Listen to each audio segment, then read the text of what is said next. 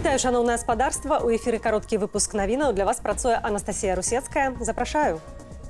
У Калінкавічах КДБ затрымаў мясцовую жыхарку, нібыта за супрацу з экстрэмісцкімі рэсурсамі.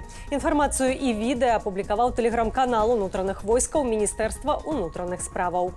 У паведамленні гаворыцца, што перадаючы фота і відэаматэрыялы жанчына магла, цытата, «пасеяць паніку сярод насельніцтва і дэзінфармаваць яго». Канец цытаты. Як вынікае з публікацыі, гаворка пра крымінальную справу. Дакладную прычыну затрымання не называюць. Нагадаю, напярэдадні з'явілася інфармацыя пра падзенне ў Калінкавічах, што на Гомельшчыне Шагеда. У чатах гораду апублікавалі відэа з камеры назірання на адным з дамоў, якое зафіксавала імаверны выбух беспілотніка. Платы на відэа ад МУС і роліка з гукам выбуху ідэнтычныя. Камітэт дзяржбяспекі дадаў франка-вячорку ў спіс асобаў, якія маюць дачыненне да, цытата, тэрарыстычнай дзейнасці. Разам з дарадцам Святланы Ціханаўскай у абноўлены спіс увайшлі Яна Андрыюк, Алексей Мазука, Александр Бранавіцкі, Александр Баркун і Антон Шарупа. Раней Менскі гарадскі суд завочна прысудзіў франку-вячорку 20 гадоў калоніі. Палітыку інкрымінавалі 9 артыкулаў крымінальнага кодэксу. Падставай для ўключэння ў так званы спіс тэрарыстаў КДБ палічыў вынесены палітыку, абвінавачанне ў распальванні варожасці, арганізацыі масавых беспарадкаў і стварэнні экстрэмісцкага фармавання ды ўдзеле ў ім.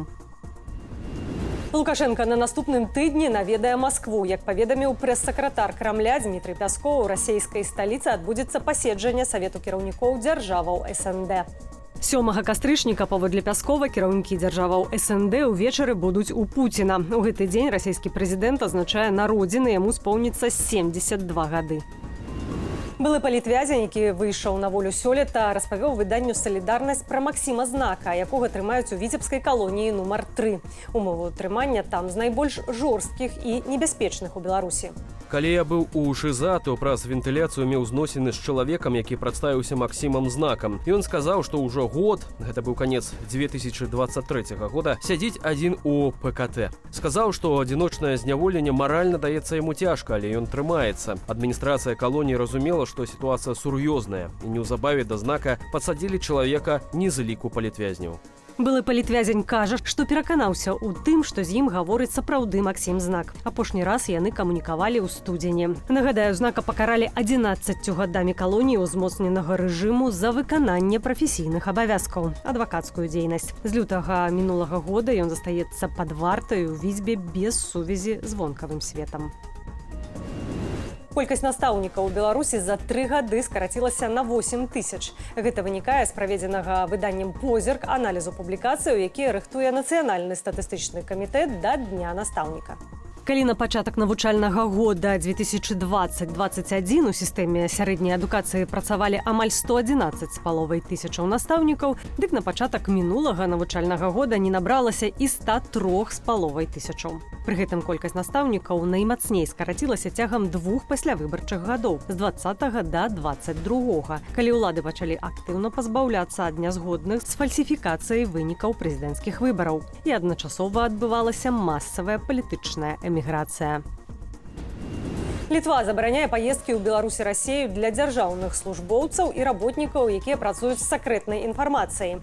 Як паведаміла выданне «Дэлфі», прапанову аднагалосна ўхвалілі ўсе 80 дэпутатаў Сейму, якія ўзялі ўдзел у галасаванні. Забарона можа закрануць 56 тысяч асобаў, якія ў Літве маюць доступ да сакрэтнай інфармацыі. Нагадаю, для літоўцаў да канца 2024 года дзейнічае бязвізавы рэжым пры наведванні Беларусі. Улады балтыйскай дзяржавы неаднаразова заклікалі грамадзянаў не наведваць суседнюю краіну з меркаванняў бяспекі. У нядзелю пачнуць рэканструкцыю ў Менскім парку імя Горкага. Зробяць новую пляцоўку для малых і дадатковыя зоны адпачынку. Часткова заменяць асвятленне. Таксама ўсталююць аднатыпныя гандлёвыя павільёны. Як распавялі выданню «Мінск новасці», у Менск-Зялёнбудзе выгляд павільёна ўзгоднены з Міністэрствам культуры і камітэтам архітэктуры Менгарвыканкаму, паколькі парк – гэта гістарычна-культурная каштоўнасць. Завяршыць рэканструкцыю маюць намер да пачатку наступнага сезону атракцыёнаў. Абяцаюць працаваць і ўзімку, калі дазволіць надвор'е. Што рабіць, калі ў кватэру заляцеў кажан? Такі нечаканы госць можа завітаць да вас менавіта ў кастрычніку ў час міграцыі гэтых звяркоў. Інфаслужба «Зялёны тэлефон» дае простыя парады. Найперш, не панікаваць. Трэба дачакацца, пакуль кажан сядзе на якую-небудзь паверхню. Надзець шчыльныя пальчаткі або рукавіцы, бо жывёліны могуць пераносіць вірус шаленства. І спакойна наблізіўшыся, асцярожна ўзяць жывёліну і змясціць у скрынку. Іншы варыянт – накрыць кажана скрынкай, напрыклад, ад абутку, а пад ніз падсунуць кардонку. Пасля гэтага варта звярнуцца ў супольнасць кажаны Беларусі або ў Менскі цэнтр рэабілітацыі рукакрылых. Яны забяруць у вас кажана ў адмысловую лядоўню на зімоўку.